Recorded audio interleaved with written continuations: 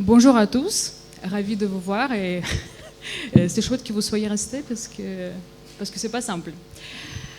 Alors nous savons tous que Amélie Poulain, qui est le thème de notre journée aujourd'hui, de notre conférence, n'était jamais allée à l'université. Mais je me suis posé la question, et si c'était le cas? Si un jour elle était étudiante, est-ce que les professeurs, les enseignantes et les enseignants seront prêts et prêtes à l'accueillir ou pas? Eh bien, pour répondre à cette question et pour parler de la conception universelle de l'apprentissage, je suis là aujourd'hui. Je m'appelle Julia Kosteleva-Le-Borgne, je suis chargée d'ingénierie de formation de l'action 4 du projet Include. Donc, je ne suis pas seule à faire le travail que je vais vous présenter. Je présente aussi les contributrices à ce projet. Antonella Ferrara, qui est chargée de mission recherche de l'action 4 du projet Include, qui développe le dispositif de réalité virtuelle pour ce projet. Et c'est très intéressant, je vais vous en parler là tout de suite. Anna Clavel, qui est copilote de l'action 4 du projet Include et chargée d'études à l'IFE, l'Institut français de l'éducation à l'ENS de Lyon. Et Alice Gomez, qui est copilote aussi, également, comme Anna, et professeure des universités. Donc on travaille tous, toutes, sur ce projet. Synopsis. Ça veut dire sommaire, un langage Amélie Poulain. Tout d'abord, je vais vous présenter le projet Include parce que le contexte est très important ici. Ensuite, on va imaginer ici, Amélie était étudiante à l'université pour justement aborder les questions de la compensation contre ou avec l'accessibilité universelle, pour ensuite passer au carnet des petits plaisirs d'Amélie, c'est-à-dire les formats de ressources pédagogiques que nous avons choisis pour le parcours et la démarche pédagogique. Et après, on va se dire, mais est-ce que l'histoire se termine ici ou pas? Donc, projet Include, pourquoi et comment? De quoi je vous parle aujourd'hui?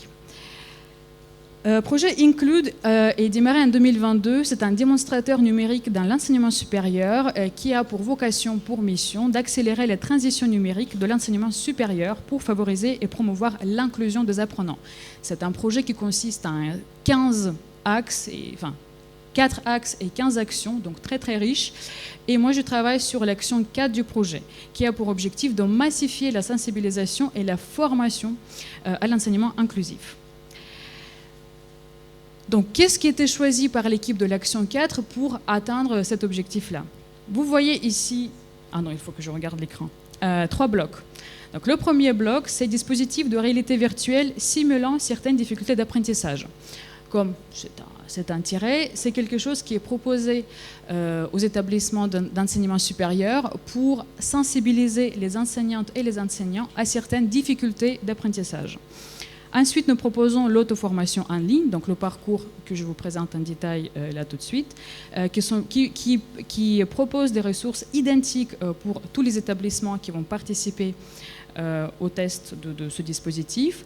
Et puis, l'équipe ISUP de l'Institut français de l'éducation propose aussi un accompagnement pour construire ensemble avec les établissements les ateliers en présentiel.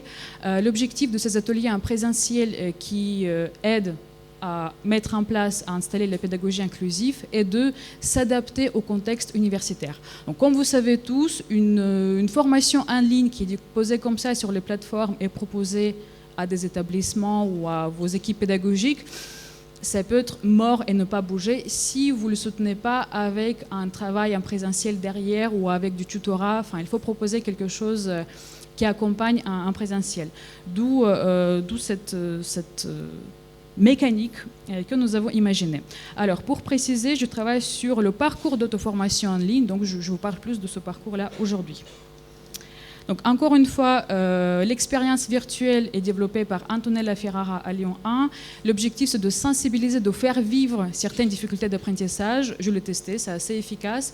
L'objectif, c'est de proposer cette réalité virtuelle à des enseignantes pour qu'ils puissent vivre la dyspraxie, la dyslexie et aussi l'impuissance apprise, et pour qu'ils puissent se rendre compte des effets que ça fait sur votre apprentissage et aussi l'effet des mesures, pas de compensation, mais plus d'accessibilité qu'on propose et comment ça impacte notre apprentissage, à quel point ça aide. Et seulement après, on propose le parcours de formation en ligne aux personnes qui sont déjà sensibilisées et qui ont pu vivre un peu ce que ça fait quand vous n'arrivez pas à lire le texte correctement. Alors, comment on passe de la compensation à l'accessibilité universelle? Ce qu'on a constaté dans l'équipe ISUP lorsqu'on travaille avec les enseignants aux universités, c'est que souvent, lorsqu'on dit inclusion, on pense tout de suite compensation, handicap, voilà, tous ces mots-là. Je ne sais pas si vous êtes confrontés aux mêmes difficultés, alors que nous, on essaie de promouvoir la conception universelle de l'apprentissage et l'accessibilité universelle. Donc on se base sur excuse-moi, je vais reprendre mes notes parce que c'est un peu...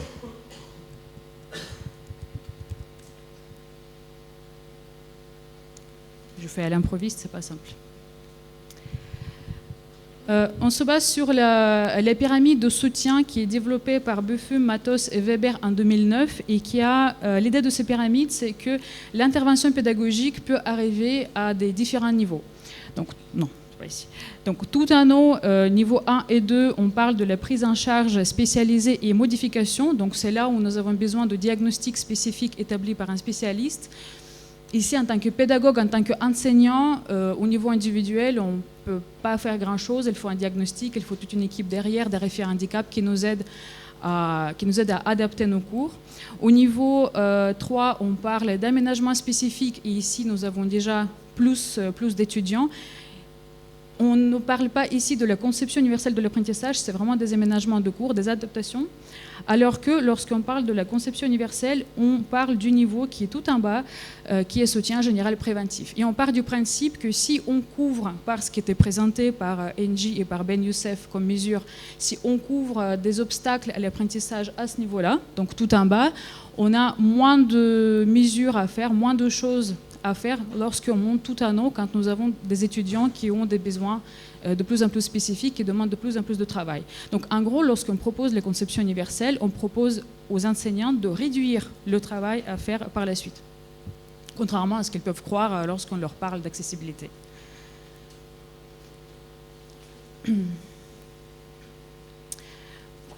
Ce mot était déjà dit plusieurs fois, donc merci aux contributeurs précédents. Ils ont déjà présenté les principes de la conception universelle. Donc on va pas s'arrêter là. Je vais juste préciser que donc nous avons plusieurs personnages du film Amélie et en gros l'objectif pour nous en tant que pédagogue, en tant qu'enseignant, c'est d'être sûr que notre cours correspond à Georgette, à Lucien et à l'homme de verre lorsqu'ils sont nos étudiants dans notre amphithéâtre. Je pense que j'ai un peu de temps pour en parler parce que du coup, lorsqu'on parle à nos enseignants de la CEA, on dit qu'il faut définir des obstacles. C'est ce que, je dis NJ parce que je connais que NJ, mais avec l'équipe avec qui tu travailles, c'est ce que vous avez dit, il faut définir les obstacles qui sont représentés pour nos étudiants en fonction de leur profil. Ce qui peut ne pas être simple parce qu'il faut connaître son public, mais c'est ça le principal chose. Peu importe ce que nos personnages ici ont comme diagnostic ou comme difficulté, ce qu'il faut définir, c'est leurs obstacles. Parce qu'entre Georgette et Lucien, ils ne sont pas les mêmes, mais les obstacles peuvent être partagés. Et la question, c'est ça. On ne parle pas des personnes, on parle des difficultés qu'ils ont pour l'apprentissage. Donc on passe à la démarche pédagogique et à la façon dont nous avons construit notre parcours, donc pour aider justement les enseignantes à rendre leur pédagogie plus inclusive, donc le carnet des petits plaisirs d'Amélie. Et encore une fois, merci aux personnes précédentes parce que les méthodes EDI, vous avez eu une piqûre de rappel. Eh bien, j'ai suivi la même méthode pour développer la formation en ligne sur Moodle, bien sûr. Et on va voir chaque étape et les résultats du travail à chaque étape du développement. Donc, lors de l'analyse,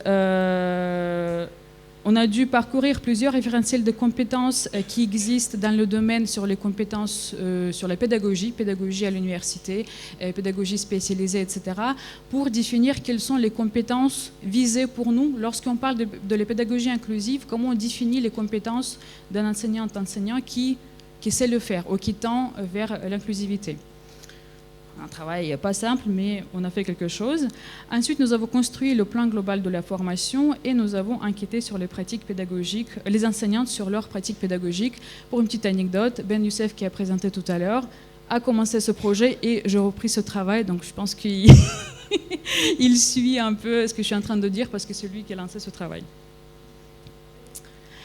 La deuxième étape, c'est le design. Donc là, c'était analyse. Lorsqu'on est passé à la design, nous avons découpé le parcours en 4 modules. Donc nous avons pris tous les objectifs, nous avons découpé en 4 modules et nous avons défini les objectifs de chaque module, ainsi que nous avons commencé à lister les formats que nous choisissons pour le contenu pédagogique. On s'est dit que si on forme à la pédagogie inclusive, nous aussi, on doit quand même respecter aussi les règles de la CEA, d'où le choix de varier au maximum les formats pédagogiques proposés, les formats médias proposés. Et pour s'assurer que, à chaque fois on a un retour et qu'on ne fait pas quelque chose qui correspond au public, nous avons un consortium d'experts que nous consultons régulièrement pour être sûr que les ressources que nous proposons correspondent aux objectifs.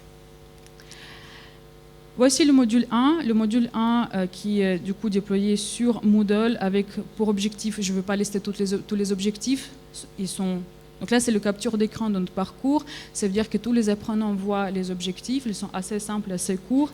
Module 1 pour introduire les concepts de l'inclusion parce que nous avons parfois, nous travaillons avec le public qui n'est pas forcément sensibilisé à cette question, donc là on pose le cadre. Module 2, on commence à parler de la CEA, mais aussi une chose importante, lorsque vous allez accompagner vos équipes pédagogiques, nous, on s'est rendu compte qu'on ne peut pas attaquer avec la CEA tout de suite parce que ce n'est pas simple en fait. Ça peut paraître très très grand et très très vaste comme sujet et ce n'est pas facile. Le choix que nous avons fait, dans le module 2, on commence par poser le cadre de qu'est-ce que c'est que la pédagogie et par le canevas pédagogique, canevas de cohérence pédagogique avec Emmanuel Sylvestre de l'Université de Lausanne. Et pour chaque étape du canevas pédagogique, on pose les questions qu'est-ce que je dois faire à l'étape de conception de mes cours, analyse du contexte pour être plus inclusif. Comme ça permet aux enseignants de se projeter dans la conception des cours et faire ceci pas à pas sans être en panique. Oh là là, qu'est-ce que je dois faire si je dois modifier tous les formats ou proposer plus de choses, etc. Ça permet d'y aller pas à pas et là, c'est vraiment notre philosophie. Module 3, comment animer son cours de façon plus inclusive, créer un climat inclusif. Et puis, module 4, travailler ses réflexivités, c'est plutôt un module de clôture pour rester en contact et être sûr que l'enseignant va continuer à développer ses pratiques. Bon, là, pour être un peu plus visuel et illustrer les choses que je suis en train de dire, voici les formats de contenu proposés. Donc, chaque format couvre un certain type de contenu. Par exemple, vidéo avec expert et vidéo animé motion design sont là pour des contenus qui sont complexes avec explication de concepts. Par contre, nous avons aussi des podcasts qui sont là plutôt pour faire des témoignages, retours d'expérience et plutôt motiver les apprenants. Et la chose que je trouve très intéressante, il y a deux choses. Il y a une bande dessinée, on a créé une histoire d'un jeune enseignant, Alix, qui arrive à l'université et nous avons son histoire que l'apprenant suit au fur et à mesure et c'est avec lui qu'on développe notre pédagogie. Et nous avons aussi un journal de bord, je vais vous montrer tout de suite. Un journal de bord, c'est un document PDF. Ce n'est pas très accessible, mais c'est un choix parce que nous souhaitons que l'apprenant puisse télécharger ce journal de bord et faire des exercices réflexifs dans ce journal de bord, se poser des bonnes questions et se projeter dans la pratique. Quelque chose qu'on ne peut pas forcément faire sur Moodle. On propose des exercices sur Moodle, mais pour se projeter dans ces pratiques, parce que c'est très très long comme processus, nous avons fait le choix de journal de bord. Dans ce journal de bord, donc, on retrouve le synthèse de chaque capsule et des exercices réflexifs, ainsi que un espace de notes. Et comme nous avons pour ambition d'accompagner les établissements intéressés dans la mise en place de cette formation, nous souhaitons que les apprenants certains viennent avec ce journal de bord, ce qui permet de garder la trace écrite de ce qu'ils ont fait lorsqu'ils ont suivi le parcours en ligne, mais en plus faire ce lien entre le virtuel et le présentiel. Et moi, je trouve que le format hybride est beaucoup plus efficace que le format 100% en ligne, et c'est comme ça qu'on essaie de créer le lien. On n'a pas encore testé, donc on va voir si ça fonctionne, mais en tout cas, c'est notre ambition.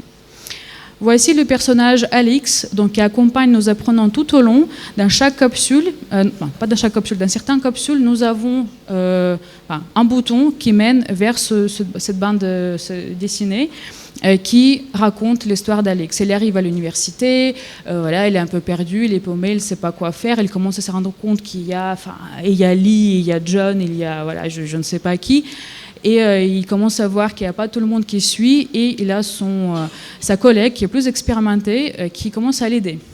Et c'est grâce à son histoire qu'on introduit les thématiques et qu'on développe ce lien aussi avec notre apprenant qui nous suit en ligne. Pour certains contenus où il faut expliquer des détails, nous proposons aussi des fiches explicatives, comme ici, pas pour toutes les capsules, mais par exemple pour le cadre juridique, on s'est dit que les lois et tout ce qui est posé pour développer l'inclusion, on va le faire en video motion design parce que c'est un contenu pas facile à suivre, il faut que ça soit animé. Par contre, certains détails sur les particularités de discrimination et là où ça touche directement les pratiques enseignantes, nous avons développé une fiche, pareil, avec quelques histoires pour montrer en fait à quel point certains comportements peuvent être considérés comme de la discrimination et si on ne pense pas à inclusion, ça peut être limite illégal si on le fait. Mais en même temps, on n'applique pas le ton culpabilisant. À chaque fois, on déculpabilise, on y est ensemble, on travaille ensemble, dans le même bateau. C'est ça aussi l'objectif du parcours. Les podcasts, comme je vous ai dit, c'est un format qui est assez simple de production et puis sympa à écouter, c'est pas mal. On l'a fait. Et puis, quelle est la suite de ce travail? C'est encore un travail en cours. Nous n'avons pas commencé les tests, mais les premiers modules commencent à sortir. Nous souhaitons finaliser la production de ces ressources et commencer à déployer dans certaines universités qui sont intéressées avec notre accompagnement pour deux choses. Donc, déploiement technique, comment faire techniquement, et puis création des ateliers en présentiel qui soient adaptés au contexte universitaire, parce que chaque établissement a déjà ses formations développées, on ne peut pas juste leur envoyer le package, le produit comme ça, on doit accompagner dans la mise en œuvre et prise en main. Ensuite, on souhaite aussi conduire l'étude, mais c'est plutôt côté Lyon 1, sur l'impact de l'usage du dispositif de la réalité virtuelle et de la formation. L'objectif, c'est de mesurer l'impact sur l'évolution des pratiques pédagogiques de la réalité virtuelle seule, du parcours de formation seul et combiné. L'hypothèse étant que si on fait un combiné, c'est beaucoup plus efficace pour faire évoluer les pratiques par la suite. Et puis, on va communiquer sur ces résultats et ça va être joli et puis voilà, et ça sera génial. Vu que nous sommes à un stade de production et test, évaluation en même temps, vous pouvez me contacter sur voici mon adresse mail, puisque si vous voulez tester, si vous voulez déployer ce parcours, nous sommes ouverts et voilà. On peut le faire ensemble parce que le projet Include, c'est le projet national, donc c'est censé être ouvert pour tout le monde.